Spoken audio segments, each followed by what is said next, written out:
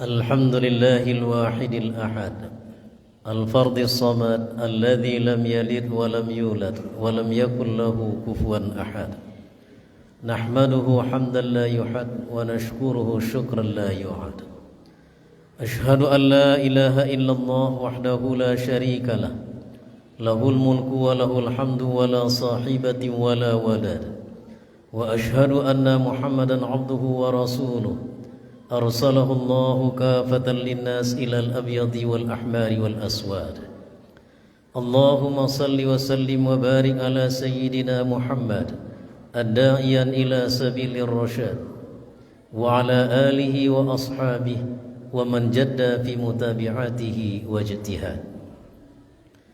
إخوة الإسلام رحمكم الله، أوصيكم ونفسي بتقوى الله فقد فاز المتقون. كما قال الله تعالى في كتابه الكريم: يا أيها الناس اتقوا ربكم الذي خلقكم من نفس واحدة وخلق منها زوجها وبث منهما رجالا كثيرا ونساء واتقوا الله الذي تساءلون به والأرحم إن الله كان عليكم رقيبا. أما بعد فإن أصدق الحديث كتاب الله وخير الهدي هدي محمد صلى الله عليه وسلم وشر الأمور محدثاتها وكل محدثة بدعة وكل بدعة ضلالة وكل ضلالة في النار. قال الله تعالى في القرآن الكريم: نعوذ بالله من الشيطان الرجيم بسم الله الرحمن الرحيم ذلك ومن يعظم شعائر الله فإنها من تقوى القلوب صدق الله العظيم. Kita berlindung kepada Allah dari godaan syaitan yang terkutuk dengan nama Allah yang Maha Pengasih lagi Maha Penyayang. Demikianlah, dan barang siapa yang mengagungkan syiar Allah, maka sesungguhnya itu berasal dari hati yang bertakwa. Maha benar Allah dengan segala firman-Nya. Surah Al-Hajj, surat yang ke-22 ayat 32. Ma'asyiral muslimin rahimakumullah, di antara sifat yang dimiliki oleh seorang mukmin yang bertakwa adalah dia mengagungkan, membesarkan dan memuliakan syiar agama Allah. Artinya syiar Allah itu berada di atas segalanya. Dia akan berupaya menghormati dan memuliakan serta mendahulukan syiar Allah tersebut di atas kepentingan pribadinya, sekalipun tidak sesuai dengan hawa nafsunya atau mungkin juga bertentangan dengan orang sekitarnya. Tetapi karena dia ingin menjadi hamba Allah yang bertakwa, maka di antara sifat yang mesti dimilikinya tersebut adalah memuliakan syiar agama Allah. Apa itu syiar? Para ahli ada yang mengartikan syiar itu adalah sebagai lambang atau simbol kebesaran atau kemuliaan ajaran agama Allah atau syiar ajaran Islam. Di sisi lain ada juga yang menerjemahkan bahwa syiar adalah segala upaya atau usaha untuk menyampaikan dan mengenalkan nilai-nilai ajaran Islam kepada umat atau kepada khalayak ramai dan orang lain, agar tujuannya adalah memberikan motivasi atau dorongan, memberikan bantuan agar orang tersebut bisa memahami dan mengamalkan nilai-nilai ajaran Islam itu dengan kesadarannya sendiri. Inilah diantara makna syiar yang dijelaskan oleh para ahli. Tetapi kaum muslimin yang dirahmati Allah, di dalam surah Al-Hajj yang barusan dibacakan di hadapan kaum muslimin, bahwa yang dituju dari syiar ini menurut para ulama adalah rangkaian ibadah atau amal yang dilakukan di dalam bulan Zulhijjah, yaitu ibadah haji dan ibadah kurban. Terkait dengan ibadah haji, di dalam surah Al-Hajj ayat ke-30, di dalam surah Al-Baqarah ayat 158 Allah berfirman: Innas safa wal marwata min sya'airillah, sesungguhnya Safa dan Marwa adalah bagian dari syiar agama Allah.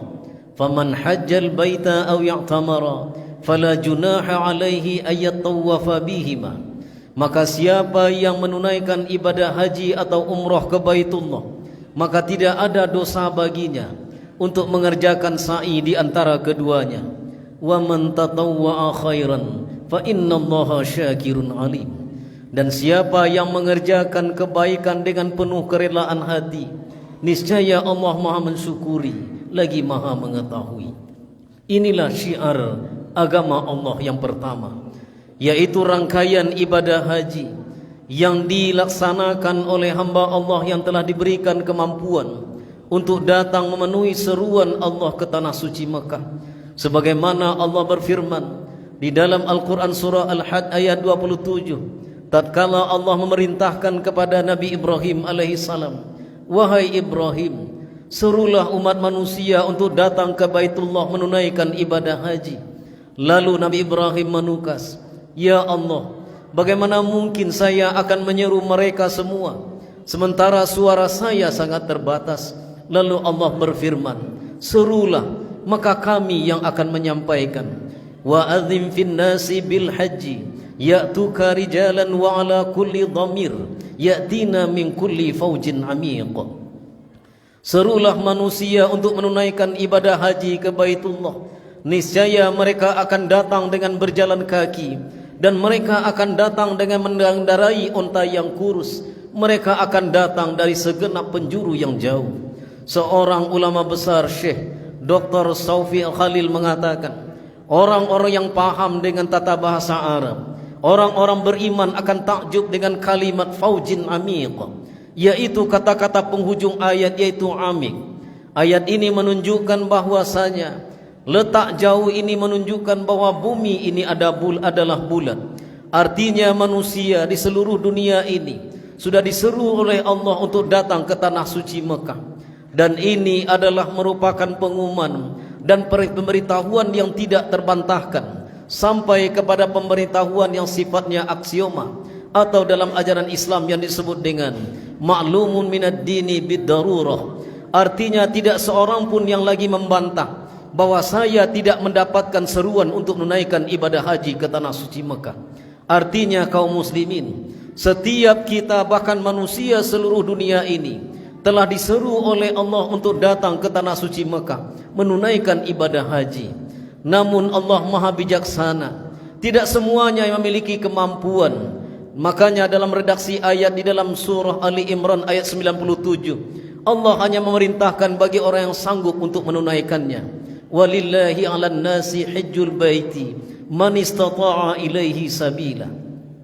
Dan bagi Allah ada perintah untuk menunaikan ibadah haji bagi mereka yang telah memiliki kemampuan untuk datang menunaikannya.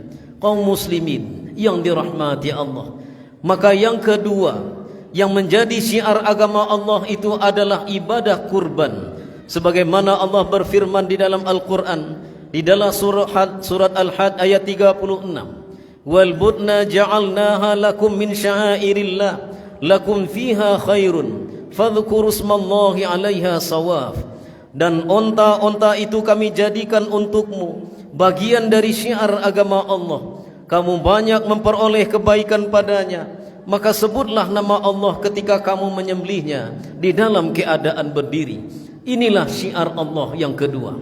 Kaum muslimin yang dirahmati Allah, ibadah kurban ini sudah disyariatkan oleh Allah semenjak Nabiullah Adam alaihissalam.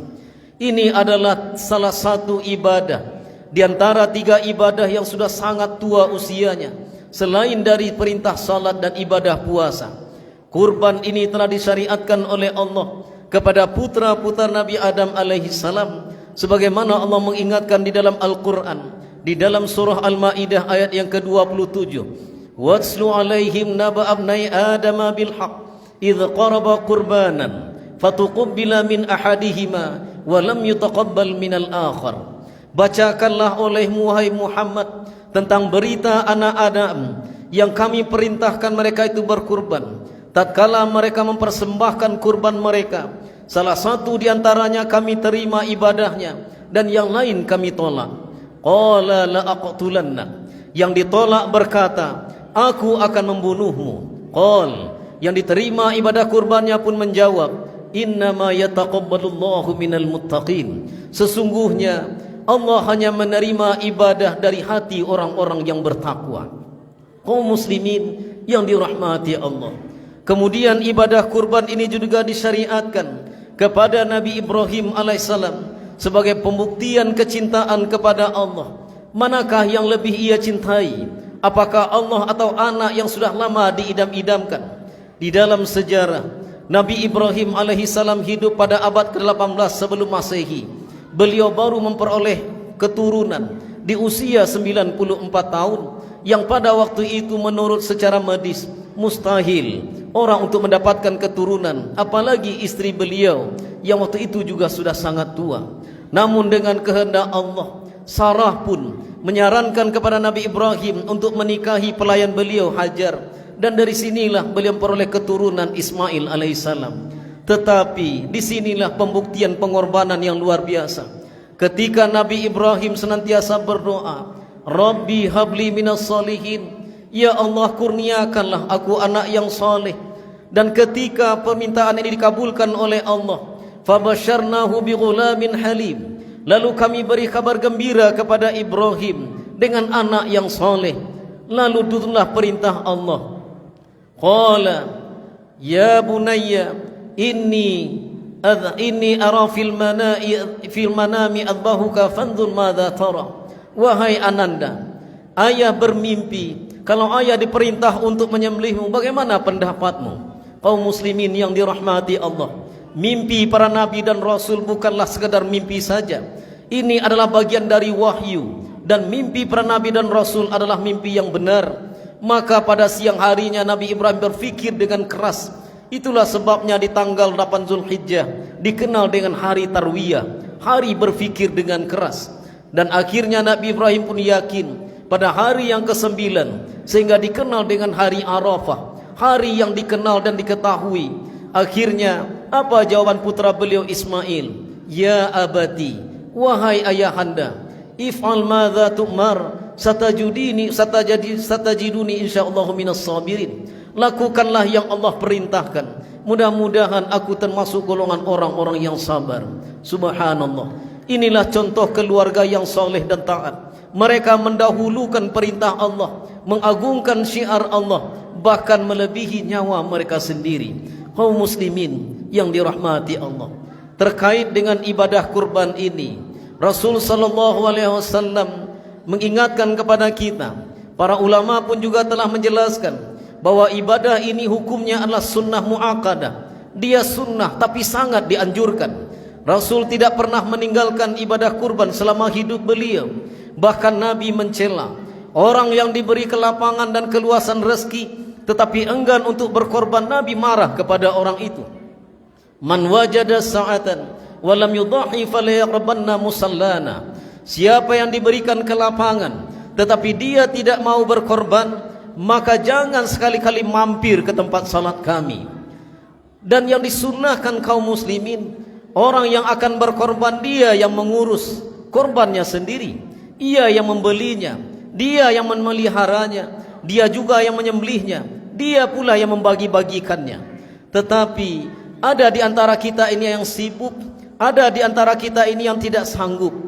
Akhirnya ada orang lain yang mau meringankan, membantu kita. Maka orang yang membantu ini juga akan mendapatkan nilai pahala yang luar biasa. Makanya di negeri kita ada kebiasaan untuk membentuk panitia dan pengurus dalam penyelenggaraan kurban. Maka dalam hal ini kaum muslimin, perhatikanlah syariat-syariat di dalam hukum berkurban ini. Walaupun dia hukumnya sunnah, bila tidak dijalankan dengan syariat, bahkan akan menyalahi amanah, maka dosa akan ditanggung, terutama bagi pengurus atau panitia kurban. Perhatikanlah hukum-hukum yang ada di dalam ibadah kurban tersebut. Apa syarat hewan yang harus dikurbankan, kemudian hewan mana yang dilarang dalam dikurbankan, termasuk juga dalam pelaksanaan di hari H dalam penyembelihan. Banyak sekali terdapat kekeliruan di kalangan kaum muslimin di dalam menyelenggarakan ibadah kurban ini. Mereka berlaku kasar terhadap hewan kurban. Mereka bahkan menyeret dengan kasar, menghantam, memukul dan mencambuk hewan tersebut. Padahal Hewan kurban bukanlah hewan liar atau hewan buas, tapi ini adalah hewan ternak yang dipelihara sejak kecil. Bahkan rumputnya pun juga disabitkan secara berkala, kesehatannya pun juga dicek kepada dokter-dokter hewan. Kemudian juga ada yang dengan tega memasukkan kaki dan tangannya ke leher yang ternganga. Bahkan ada pula yang merenggut urat nadinya untuk mempercepat kematian hewan kurban. Di sisi lain, ketika ada seorang anak yang merengek meminta buntut dari ujung sapi, padahal sapi ini belum jelas kematiannya, sudah dipotongnya ekor ini. Ada juga yang memotong lidah dan menyayat telinga, sehingga ini bentuk penyiksaan kepada hewan kurban. Padahal Rasul sallallahu alaihi wasallam juga mengajarkan kepada kita untuk bersikap ihtisan, bahkan disunahkan untuk memberikan minum kepada hewan sebelum ia disembelih. Pastikan kematiannya terlebih dahulu, baru diseret untuk dikuliti. Kaum muslimin yang dirahmati Allah, ini perlu diperhatikan bagi setiap penyelenggara, terutama di lapangan, agar ibadah kita ini sesuai yang dianjurkan oleh Rasulullah sallallahu alaihi wasallam. Kaum muslimin yang dirahmati Allah, inilah di antara bentuk penyelenggaraan yang syiarnya itu agung di dalam pandangan Allah. Maka oleh karena itu, marilah kita laksanakan ibadah ini dengan benar. Apabila terkait dengan panitia pengurus, kita juga terkait dengan 3 hukum fikih, yaitu fikih wakalah, fikih berwakil, kemudian fikih buyu', fikih jual beli, dan terakhir fikih kurban. Perhatikan ketiga hukum ini. Bila tidak dilaksanakan dengan benar, maka ibadah kurban tidak akan sampai kepada yang diturunkan oleh Allah dan Rasulnya. Inilah barangkali untuk mengingatkan kita semua kaum muslimin, laksanakanlah ibadah itu sesuai dengan syariat, bukan berdasarkan tradisi yang diwariskan turun-temurun oleh orang tua kita terdahulu, atau berdasarkan hawa nafsu.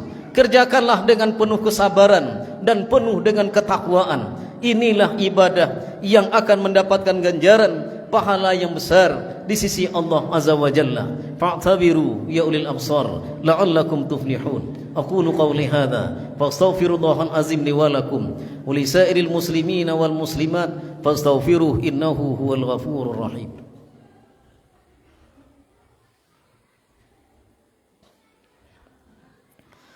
Alhamdulillahil wahidil qahhar al-azizil ghaffar muqaddiril aqdar mukawwirul laila 'alan nahar tabsiratan liulil qulubi wal absar. Ashhadu an la ilaha illallah wahdahu la syarikalah al-qawiyyul malikul jabbar wa ashhadu anna Muhammadan 'abduhu wa rasuluhu al-mustafal mukhtar. Allahumma salli wa sallim wa barik ala sayyidina Muhammadin wa ala alihi wa ashabihi al-abrar والتابعين ومن تبعهم بإحسان إلى يوم القرار. أما بعد فيا عباد الله إني أوصيكم ونفسي بتقوى الله فقد فاز المتقون. يا أيها الذين آمنوا اتقوا الله حق تقاته ولا تموتن إلا وأنتم مسلمون.